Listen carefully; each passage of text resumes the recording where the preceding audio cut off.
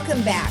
Today I'm joined by Janet Powers, who is here to discuss the third mutual ballot proposition, and she is also a third resident.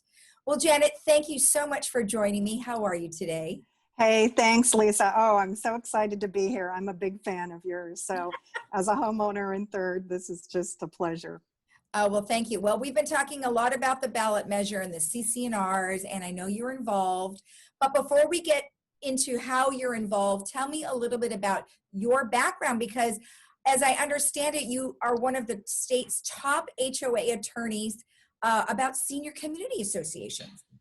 Thanks, Lisa. Yeah, I am, and I've been doing community association law for over 35 years now, and one of my specialty areas is senior communities. So it's great that I live in third and I can be a part of something that I actually represent. Yeah, and I'm a senior partner in a law firm that does nothing but represent associations, and that's pretty much all I've done for my entire career for these many years. And so as a homeowner, you know, it's always fascinating when you have the chance to give back to your community. So when I heard about the ballot proposition, I felt I really needed to get involved. And so I did volunteer to perform an independent analysis of the CC&R and the bylaw amendments. I thought I could bring something of my expertise to the table. So that's what I did. And there's, I think, some rumors floating around out there that I've got a highly paid job here reviewing these documents, but I want to break it to everybody that I'm not getting paid, and I'm doing this just as a concerned homeowner. I feel that we should all give back to the community, you know, and this is my opportunity because this is my area of expertise. You know, when you talk about homeowners associations, you know, there's a lot of people that it involves just across, not just senior communities, but in all communities if you have an HOA. And, you know, people are volunteering their time to represent the resident as a whole. So I hear what you're saying, and it sounds like that is what you're trying to do. Tell me what you would say to those people who are skeptical of folks who volunteer for that position. Yeah, I understand.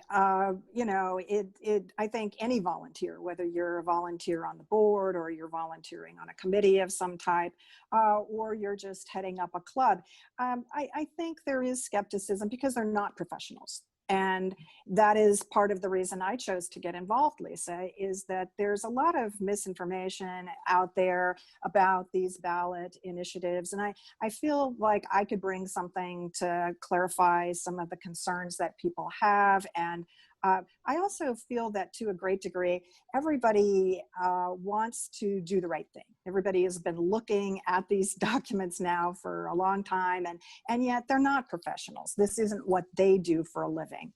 You know, if you're a banker, and there was a loan issue in front of the community, I would like to think that the banker would get involved. And the same with a CPA or a structural engineer. You want to provide that level of professional advice and expertise to your community because most people aren't structural engineers and we wouldn't know what we were looking at. And most people are not community association lawyers who've been doing this for a long time. So to the skeptics out there, you know, this has taken I can't tell you how many hours away from my practice. So this has been a sacrifice for me, but I feel that it's important to the community. So I wanted to give back my expertise and to try to explain in as clear a manner as I can from an independent point of view, although I do have a stake in this, I am an owner, exactly what these documents have to say. Well, I think that's great because, like you said, and many times I've interviewed, you know, boards across the community, and they do request that, you know, it's not necessary that you have a background in something, but it is a request. If you happen to know something, then by all means step up. So that's great that you were able to put, you know, your experience to good use. Let's kind of jump in a little bit about the ballot. So evidently there is a little bit of confusion over a document called the matrix. Can you tell me what that is? Yes, and boy, this has really been the subject of a lot of controversy in the village, but it really doesn't need to be controversial and it doesn't need to be confusing. What we're talking about when we talk about the responsibility matrix is simply a chart. It's a chart rather than putting a lot of verbiage page after page in the CC&Rs of language about who's responsible for what. The matrix is just a chart to say, what is third responsible for and what are we as owners responsible for? That's it. It's Okay. really, really simple. But what happened here was simply that a mistake was made.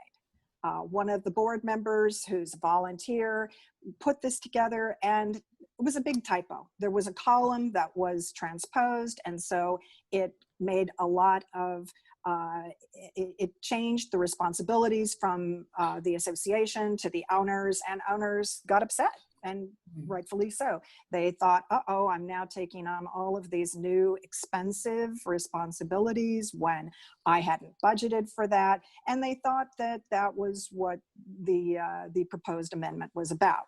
But it wasn't. It was simply a mistake. And so it's been corrected. It got corrected right away, frankly. It was up on the website within a couple of days of discovery. So it is not confusing. It isn't a big deal. And that is what we're voting on. Just so there's no mistake. This revised matrix, revised chart is what all of us are going to vote yes on. And we're going to do that because it does correctly set forward the responsibilities. And frankly, nothing has changed. All it is a chart form to make it easier for everybody to read, as opposed to 20 pages in the CC&Rs of language. So it was intended to be a useful tool. And unfortunately, due to a small mistake that's been corrected right away, it got blown out of proportion, I think. Well, and I think people might, people are skeptical anyway, regardless of what, it's Sure. about. So if you see something like that, they're probably like, well, you're trying to slip something over on me, I mean, that I think we all would think that way. So thank you for the clarification. And then, just going forward on that particular point, what do you want people to do now? I mean, they're going to vote on the ballot, but they should really go back and look at that chart, correct? Sure. Go to the website. I think we're back and up and running today. I'm not sure. It was a little confusing yesterday, technology-wise. I know there were some problems. Sure. Go to the website. Go to the link where you're going to see the documents. They're all right up there. The revised matrix is there. And there's an explainer about what happened and what was the problem. And look at the corrected matrix, and that's what you're voting on. Okay, perfect.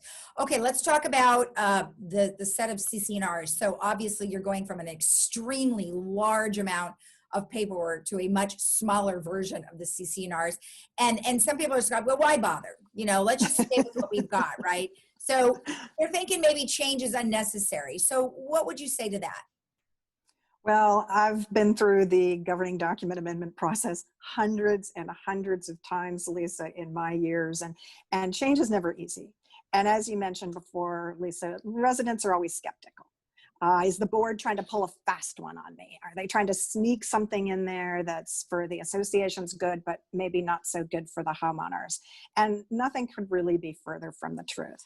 What's happening here is we're simply updating and modernizing the documents. These are out of date. If we were building the entire Laguna Woods Village community today, we'd have a brand new set of documents. I kind of like to think about this like a car. Okay, the cars that we would drive today are not the cars we would drive 20 years ago. They didn't have all the bells and whistles. They certainly didn't have the electronics. We would not be generating documents like this today. So all we're doing is modernizing these documents and correcting a lot of deficiencies that should have been fixed years ago.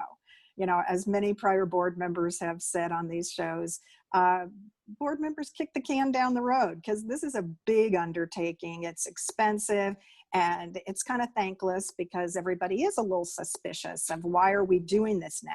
But the bottom line is we're going to have a very, very workable set of documents. And much has been said about the mess. Well, yes, but it's not just mess for its own sake. I mean, when you can't get a legal opinion because your lawyer has to look through thousands and thousands of sets of documents and hundreds of pages, and it just will bring everything up to speed, make it fresh and clean. And frankly, it will really be a cost savings going forward for everyone because they're brand new documents. They'll be state of the art.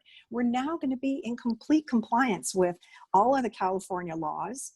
And that is just such a big bonus to not have to say, oh gosh, well, ignore that section of the CC&Rs, Lisa, because that doesn't apply anymore. That got superseded by the Davis-Sterling Act. years ago. So we're just bringing these up to speed in a way that is really helpful for everyone.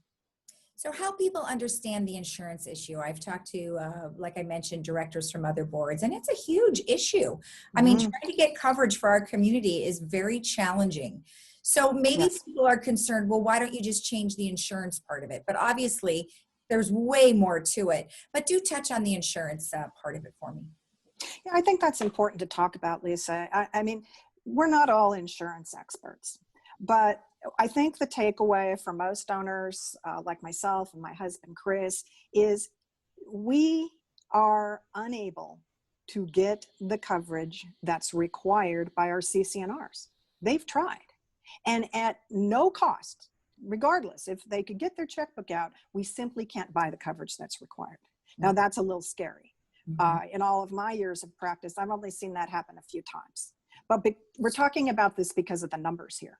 We have 6,100 homes in third, and we're just required to purchase 100% replacement coverage under our current documents. And that would be great. That would be terrific. Except that now that we've had reappraisals of the property and the values, fortunately, for all of us as owners, is very, very high. And we want to protect that. But we can't purchase the coverage. So the association is in a position of liability. If you have something in your CCNRs, you need to do that. The board has a fiduciary duty and a duty by law to follow what's in the CCNR. So they have to purchase the coverage, but they can't purchase the coverage.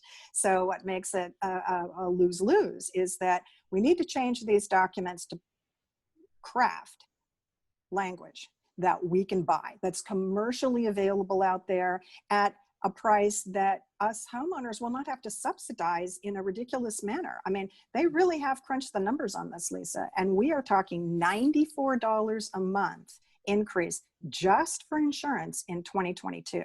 And as a homeowner, I don't want to have to pay that because the board can't get the level of coverage that we need. So I think with regard to your question though, about why didn't we just go for an amendment on the insurance provisions? Again, I've been doing this for a long time and I go to a lot of meetings, Lisa, and I'll tell you, if they had just amended the one small little provision on insurance and spent all that money to just amend one section and go through all this, we would be hearing screaming and yelling, the likes of which you cannot imagine, from the homeowners because, well, why did you just amend this one section? Why didn't you clean up our documents while you were at it? So it's, you know, it's a two-edged sword. So I think they chose the right path. I think it was time, way past time, to update it. And why confine ourselves to just one provision for all of that work? We might as well clean up everything. Exactly. Okay, good. Well, I know there's a town hall meeting coming up, and that's going to be on Thursday, October 22nd at 9:30 in the morning. That is going to be live, and you guys are going to take questions, and we've been sharing with everybody the email and the phone number. What's going to happen in that town hall meeting that hasn't happened already? I think we're just going to back clean up. I think any additional information or questions that may come up that haven't been raised before, I think people have been focused to date on certain issues, as you know, and maybe once everybody has a chance to really take a look at the documents, maybe there'll be some more substantive questions. Maybe people will be able to now get down to different issues. And I think the hope is that we can get everybody's questions asked so that they can go out and vote yes on the proposed amendments. And let's move forward because we're running out of time. Okay. Very well said. Thank you so much for sharing with us and clarifying a variety of things regarding this. And it was very nice to meet you. It was such a pleasure to meet you, Lisa. You're fabulous. We love looking at you on your show, and you always have such interesting guests and great questions. And thanks for your time today. All right. Thank you. And we'll be right back after this.